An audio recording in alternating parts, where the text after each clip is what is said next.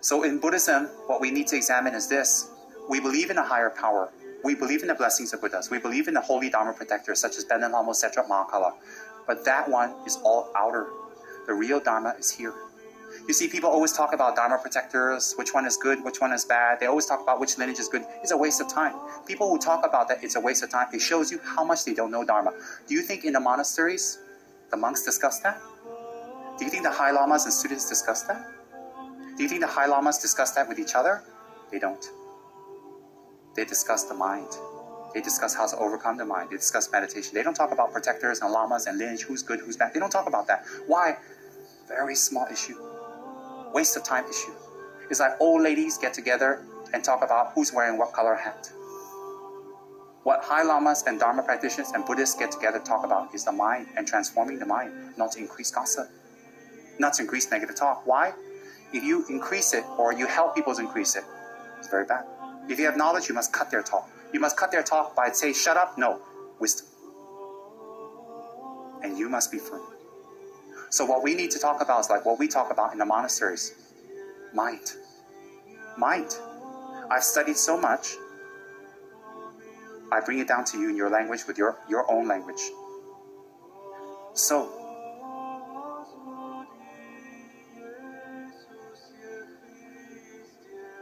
I'm not a scholar, but I certainly know enough to explain things to you.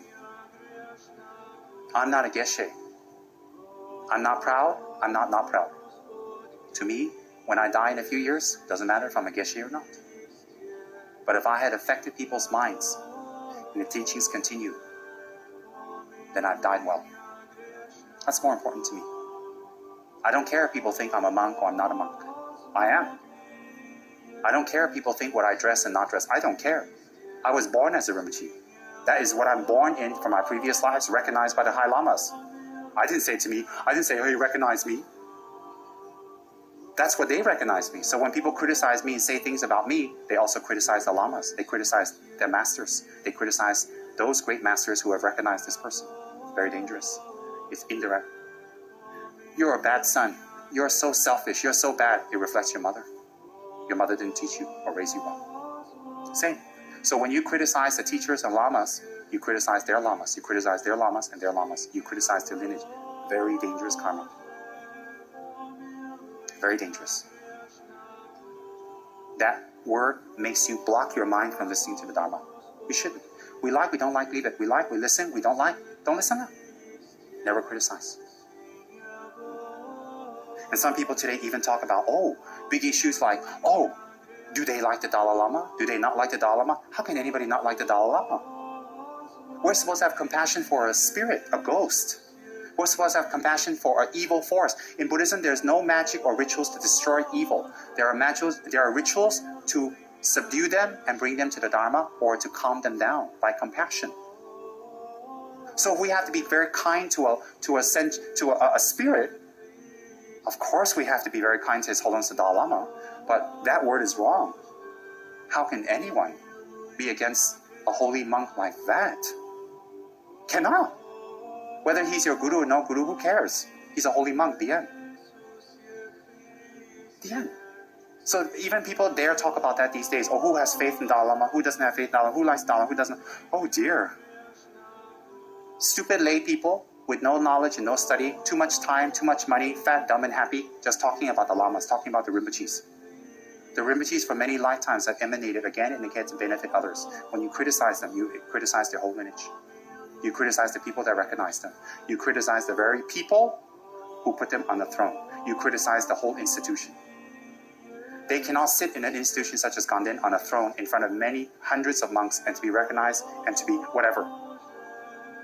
That means every monk and every lama, every geshe, every rinpoche, and every abbot is wrong. My.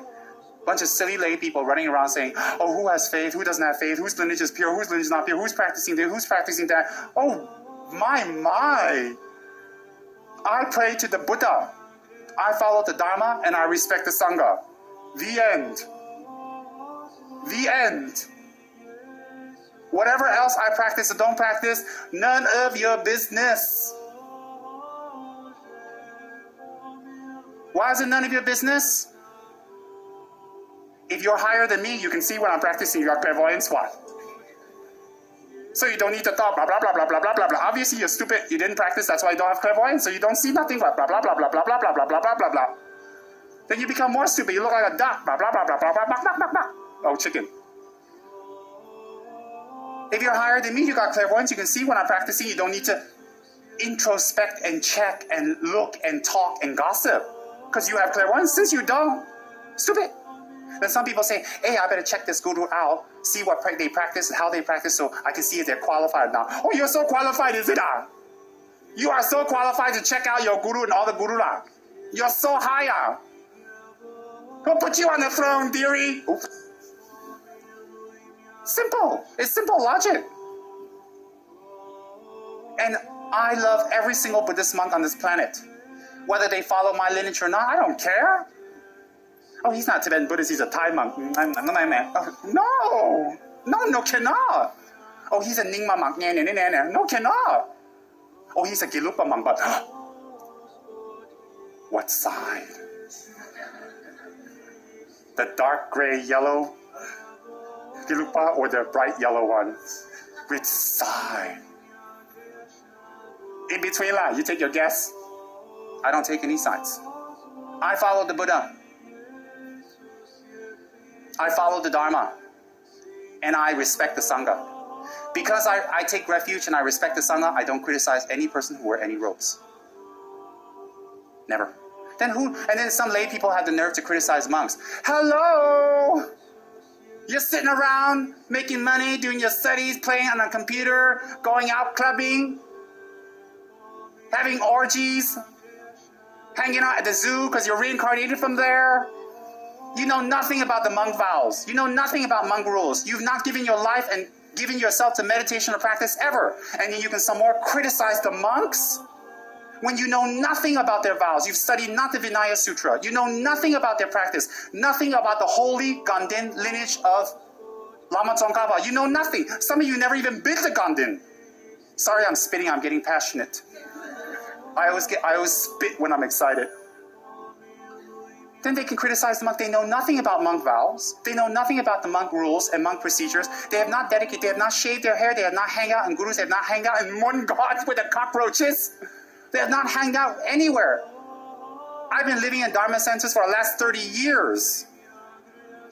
I ran away from home when I was 15. And I slept on the streets and I walked from New Jersey to Los Angeles with my Dharma bag full of books and this side my clothes. That's it. And I slept outside and I begged for food.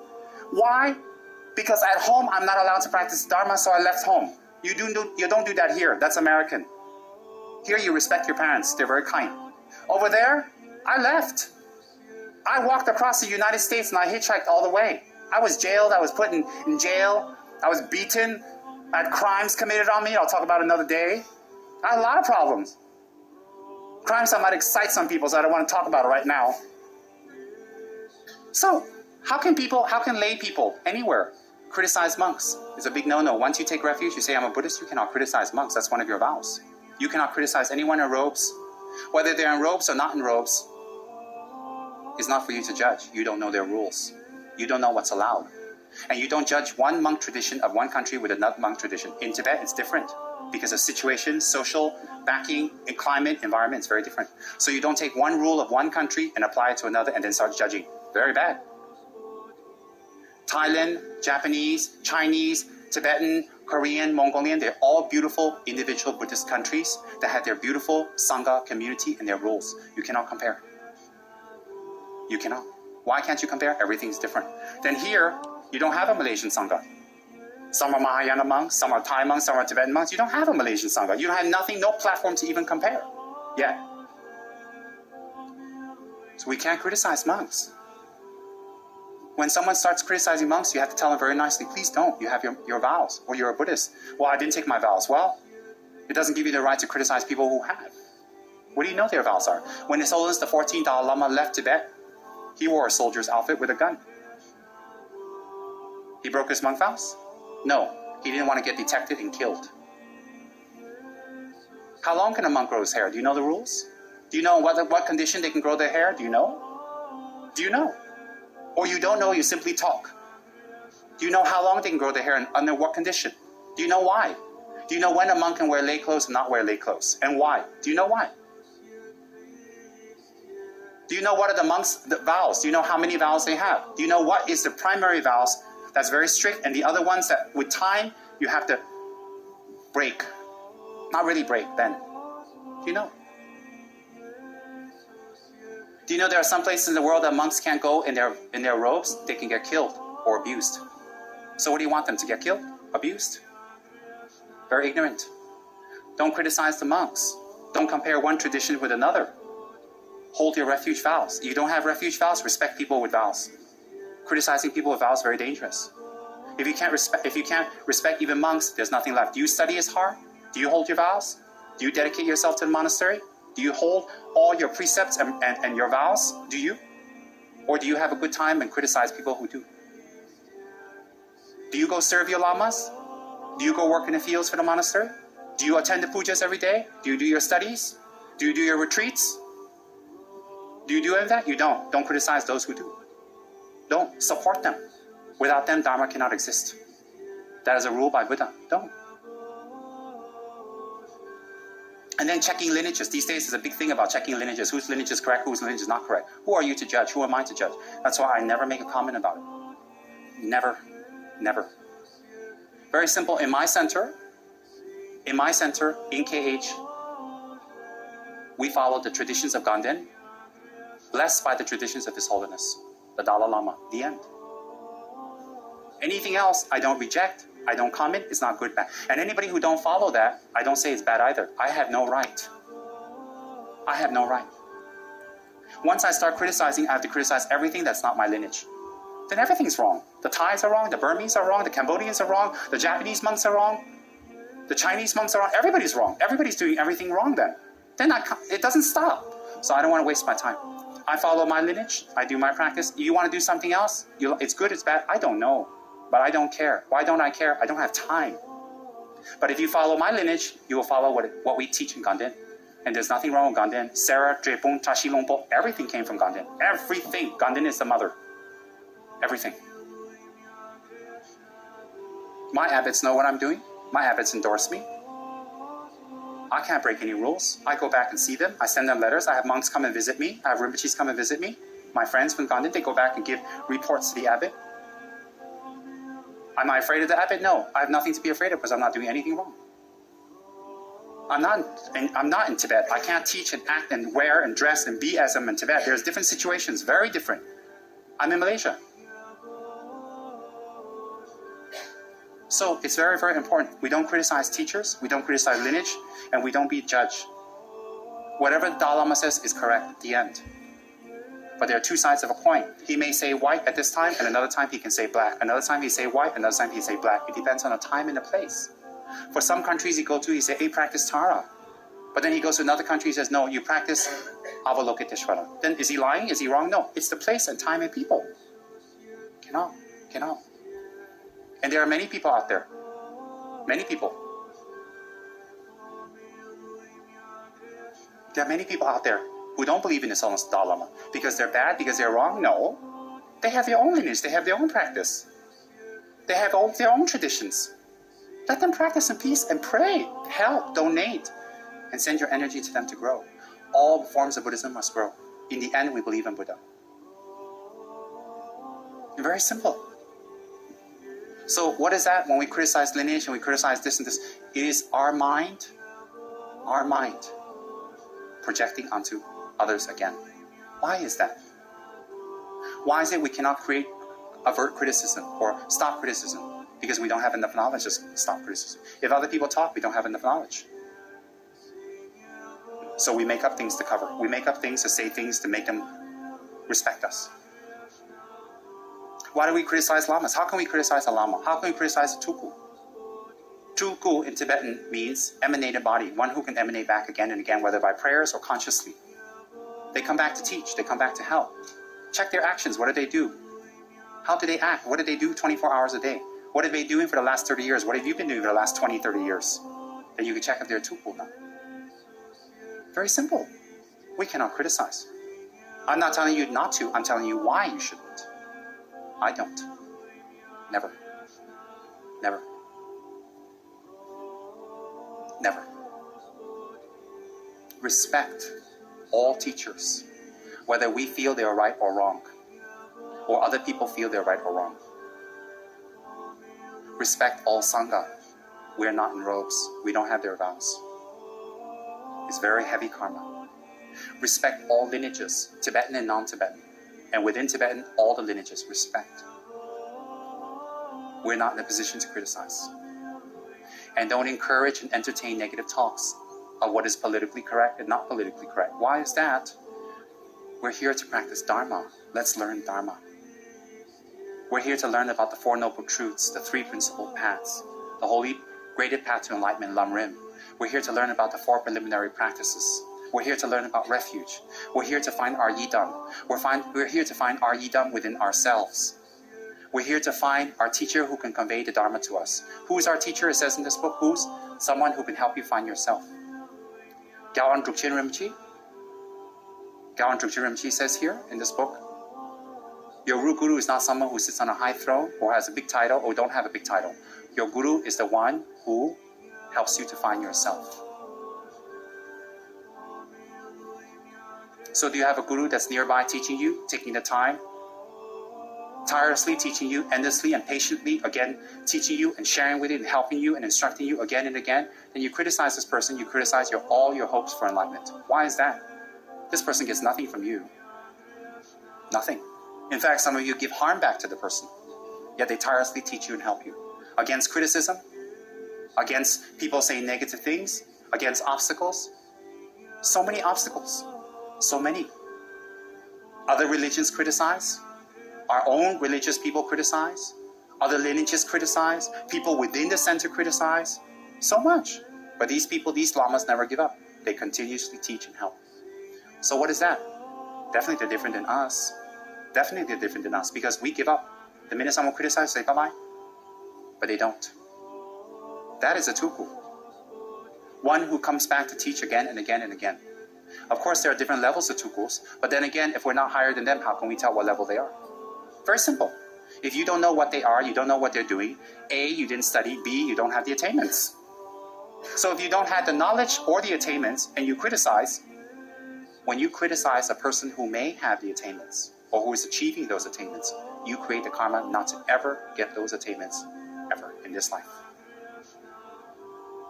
Why?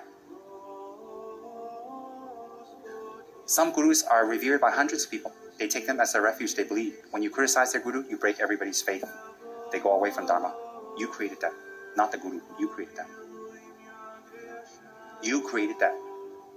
You accept the karma of every person that go away from the guru. Very dangerous. Very dangerous. The karma is very dangerous. So when you do that, you will create the karma. You will not have harmony in your life ever. That when you hear religious Dharma, when you hear real Dharma, you cannot accept. And if you accept, you cannot practice. If you practice, you cannot finish. Definitely cannot.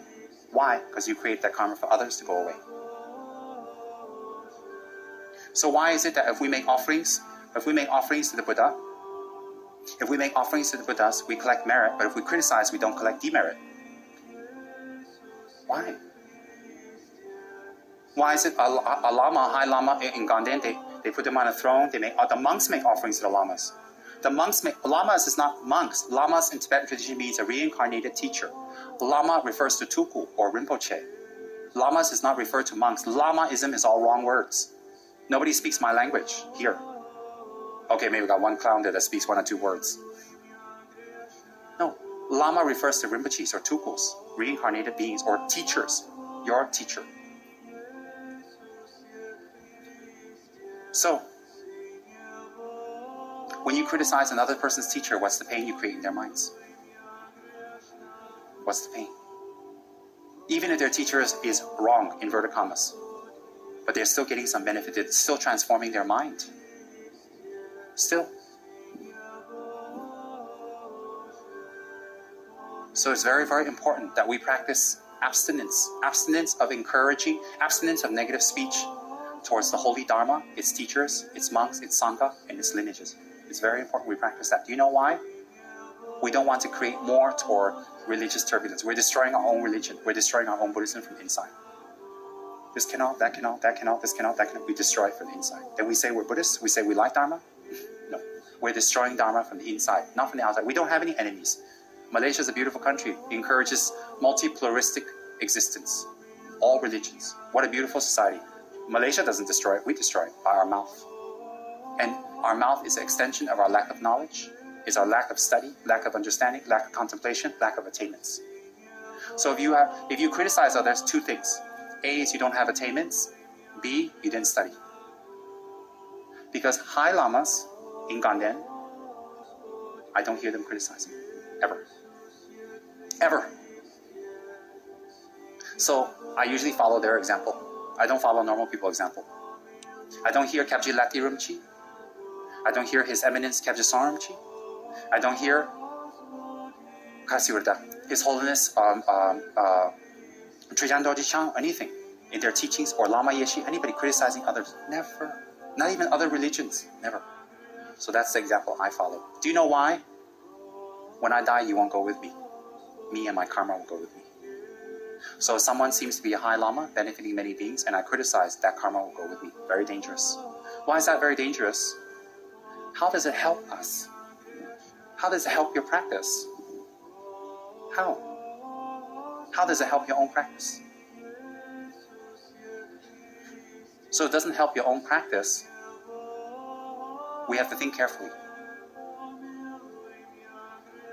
What do we have to think? Is it beneficial to continue this action? No. In my center, with my students and my friends and people who are associated with me, I encourage them to respect all religions. Always. Never criticize. Never. Even if there's something there you see is wrong, keep quiet. Why? You don't know.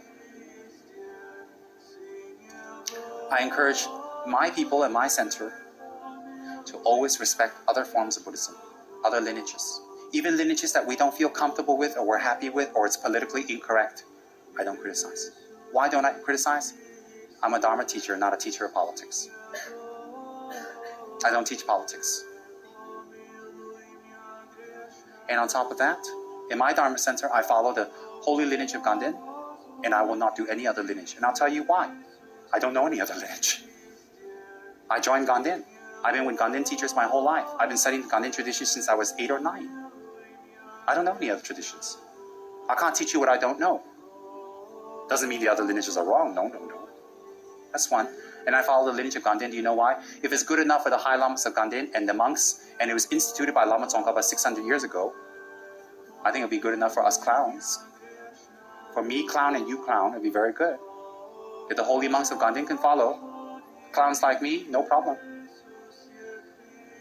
And whatever His Holiness says is correct. I'll tell you why. I don't look deeper. I don't examine deeper. He's correct and not correct. I'll tell you why. He works very hard.